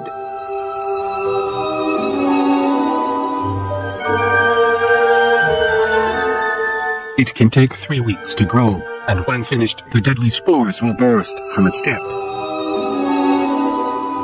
Then, any ant in the vicinity will be in serious risk of death. The fungus is so virulent, it can wipe out whole colonies of ants. And it's not just ants that fall victims to this killer. Dans ce cas, c'est le champignon qui a causé la mort de la fourmi après avoir envahi son organisme, et non pas la mort de la fourmi qui a ensuite provoqué l'apparition du champignon. Ce qui semble normalement être un simple opportuniste se révèle en réalité un véritable assassin. Allora viene il dubbio, non sarà che viene prima debilita l'organismo e poi nel momento in cui la si vede è il momento della massima invasione? Chi ci dice che sia solamente un post hoc? Il fatto che ci sia è un dato di fatto, il fatto che sia un post hoc è un'interpretazione. So the oncologists and scientists say because the cancer invades the organism, it gets weak and the candida that is opportunistic invade the organism. On the contrary, I say that the candida enters to the organism, makes the cancer, destroy the organism and explodes everywhere. La candida est un champignon très commun, particulièrement observé chez les femmes qui développent parfois une infection fongique dans leurs organes génitaux. The vagina is a muscular canal that leads from the outside of the body to the uterus. The warmth and moisture of this canal create a perfect environment for microorganisms to breathe. For example, bacteria called lactobacilli, which are naturally present in the vagina, coexist with a yeast fungus called Candida albicans. Normally, the lactobacilli create an acidic environment that keeps the natural yeast population in balance. However, when conditions within the vagina change that either decrease the numbers of lactobacilli or decrease the acidity, these yeast fungi begin to multiply. Normalement, le système immunitaire contrôle sa croissance, l'empêchant d'établir des colonies permanentes. Voici un leucocyte ou globule blanc qui se rend compte de la présence de champignons et qui l'enveloppe et l'avale lentement pour le tuer.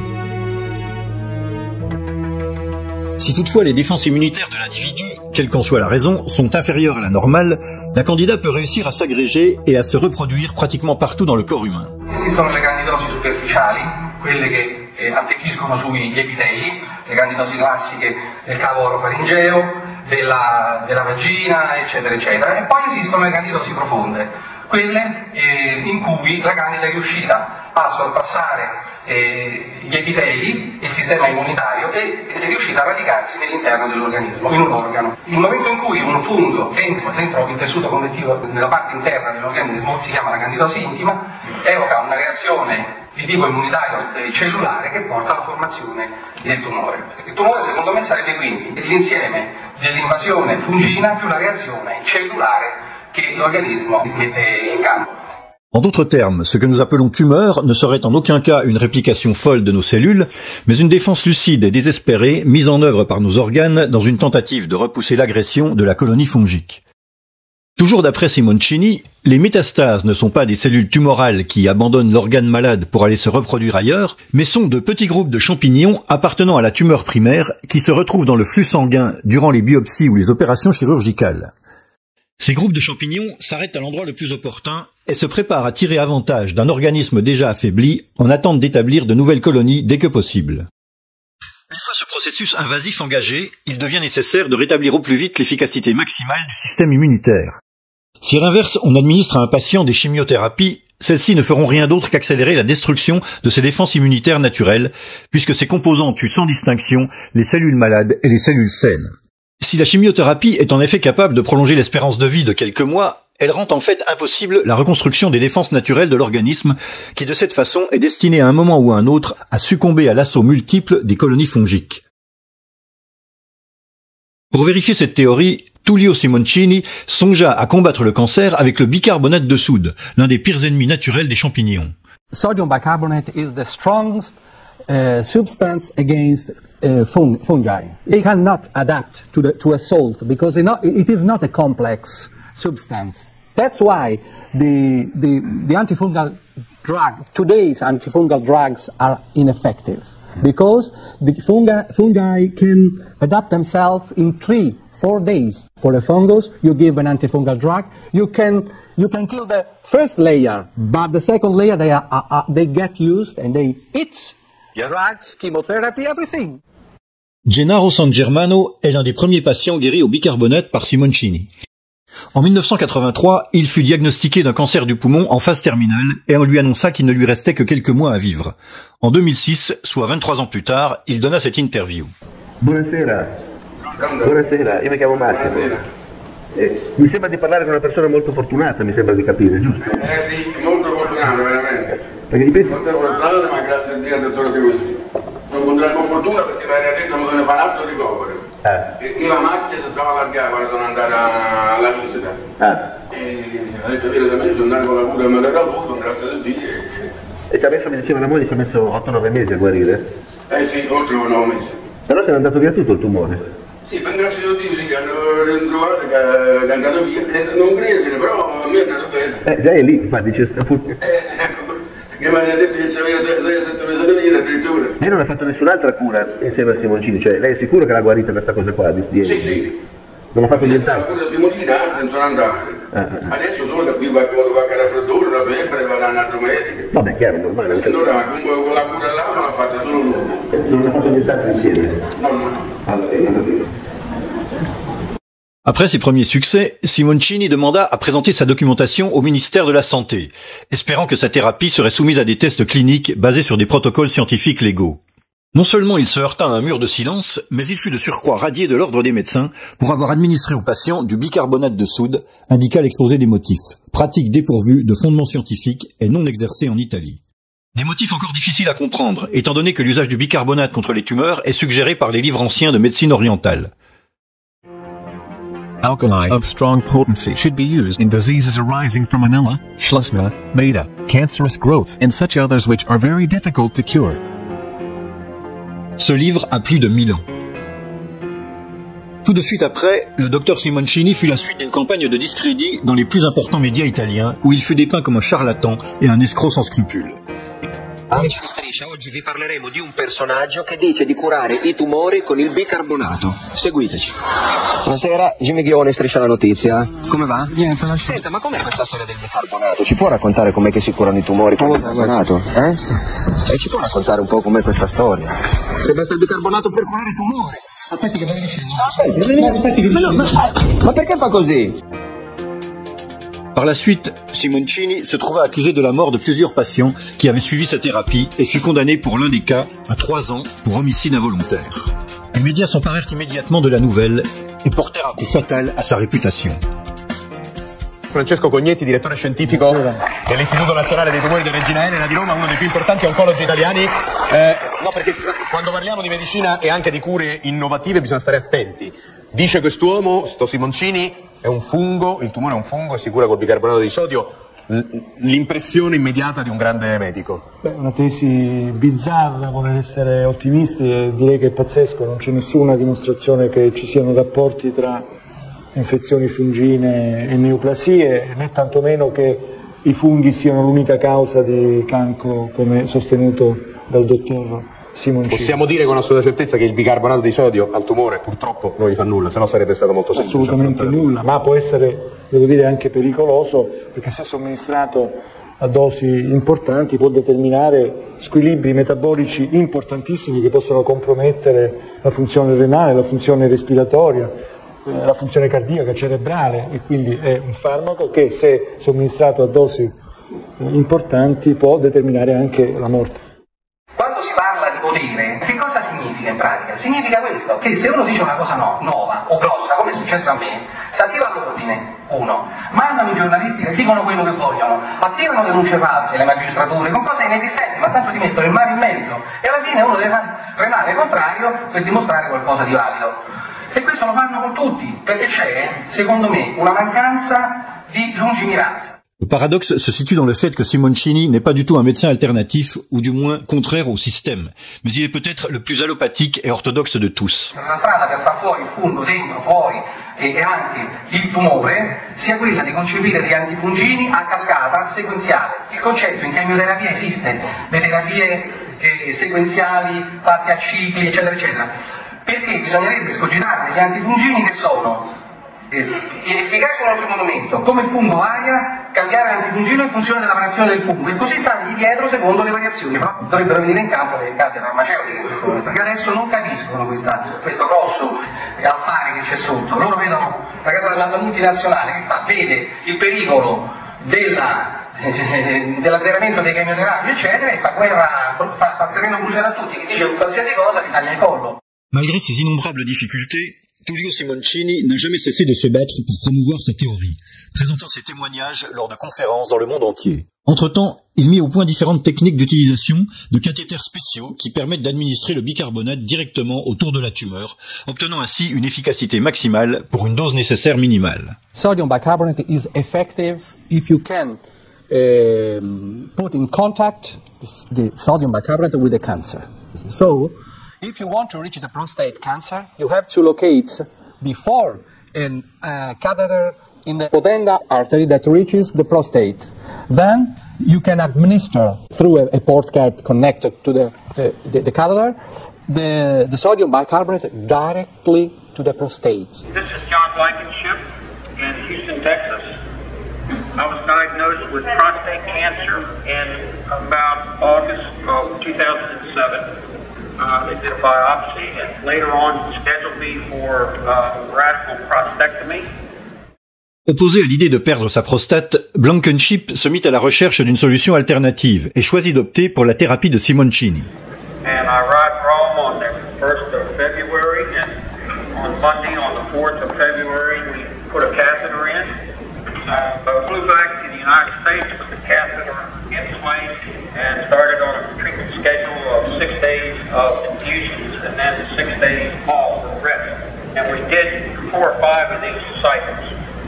I just took on Tuesday, 26th of August 2008, the ultrasound examination of my prostate, and apparently the doctor I consulted with him, and he said he couldn't find anything. He wrote a report to that effect, and I faxed the report to Dr. Simoncini today, and he was delighted with the results. He said it's all gone. So, according to the ultrasound scan, your cancer is gone? Yes, sir. Can you believe that? I absolutely believe it. I believe everything that Dr. Simoncini says. And then there are some type of cancer, breast cancer, doesn't need of the catheter, bladder cancer, brain cancer. You're saying a urethral catheter can deliver sodium bicarb to the bladder.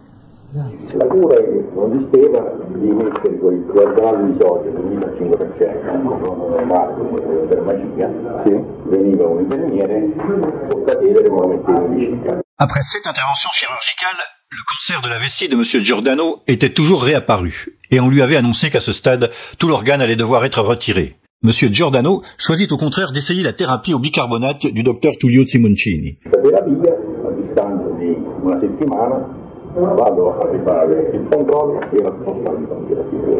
È tutto pulito, tutto pulito.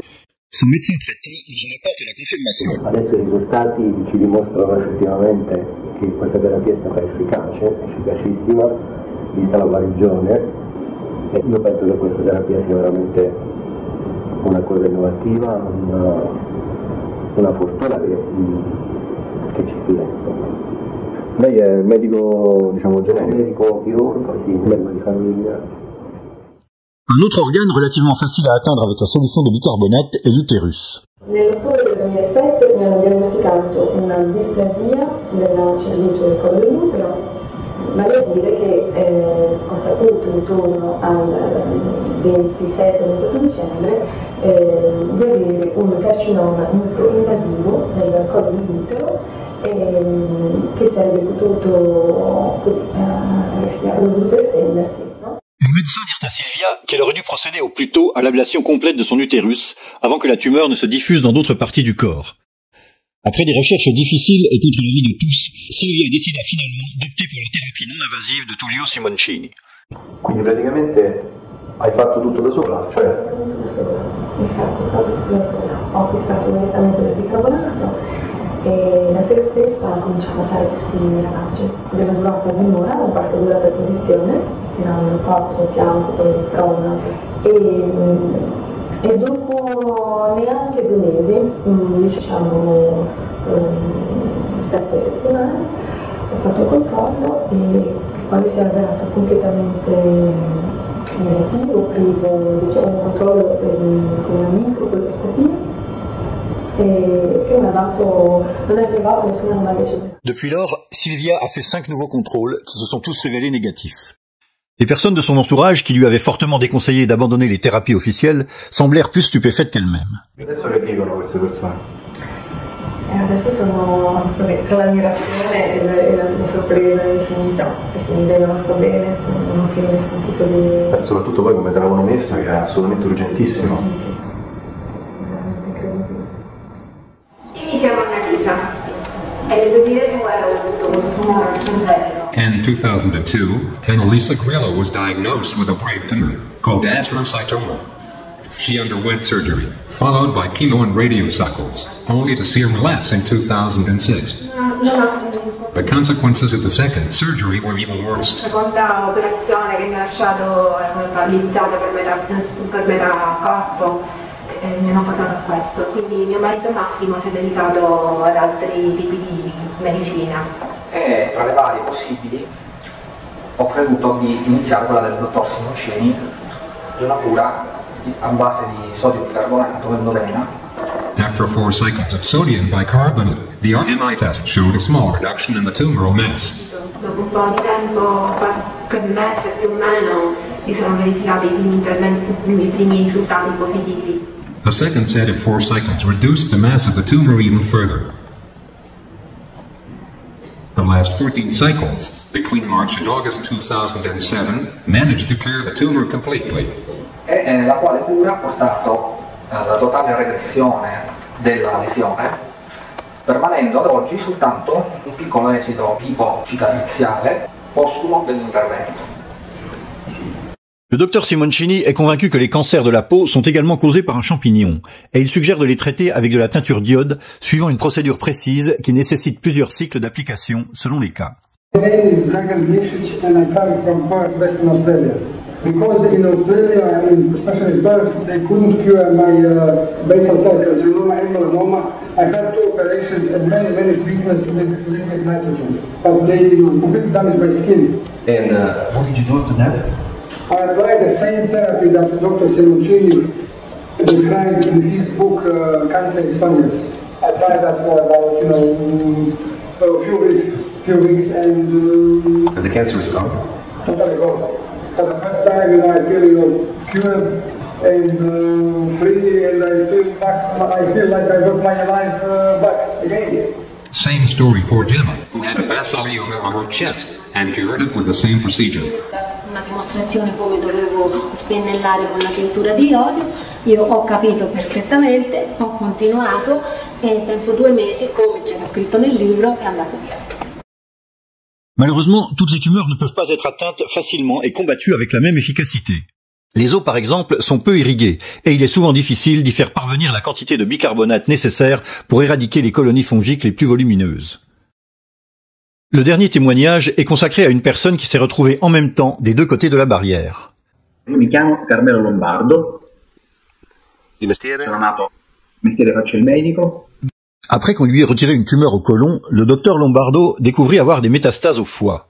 Peu après son opération au foie, il découvrit que le cancer avait atteint ses 2 poumons. Ormai avevo detto vabbè, quando sono stato operato dalla mia incarica avevo detto però pensavo di avere se no 1 anno e mezzo, 2 anni, forse. Après son opération du foie, le docteur Lombardo prit connaissance de la thérapie de Simoncini et décida de se servir des cathéters déjà mis en place pour sa chimiothérapie, mais pour y introduire la solution de bicarbonate de soude. Ma quindi lei aveva il port per la chemio e invece l'ha usato per infilare il bicarbonato? Sì, il bicarbonato, sì. Il porto dove ce l'aveva esattamente? Il porto ce l'ho all'altezza della seconda costola, precisamente hanno incanovato la carotica interna e raggiunge la cava superiore. Après plusieurs cycles de bicarbonate, un examen au scanner révéla la disparition totale des 2 tumeurs du poumon. Con esame fatto con mezzo di contrasto e senza contrasto non si apprezzano lesioni né di tipo primitivo né di tipo secondario. Lei ha un messaggio da dare ai suoi colleghi medici? Di qualcosa? Ai colleghi medici sicuramente, io dico la frase che dico sempre, la verità a volte è davanti alla punta del nostro naso, ma è talmente vicina che non riusciamo a metterla a fuoco, quindi a vederla. Quindi cerchiamo, e poi un'altra cosa, la verità non esiste una verità. La verità non è qualcosa che tu puoi pensare di possedere, la verità è ricerca. La verità la trovi soltanto se ampli i tuoi orizzonti, se allarghi il tuo modo di vedere.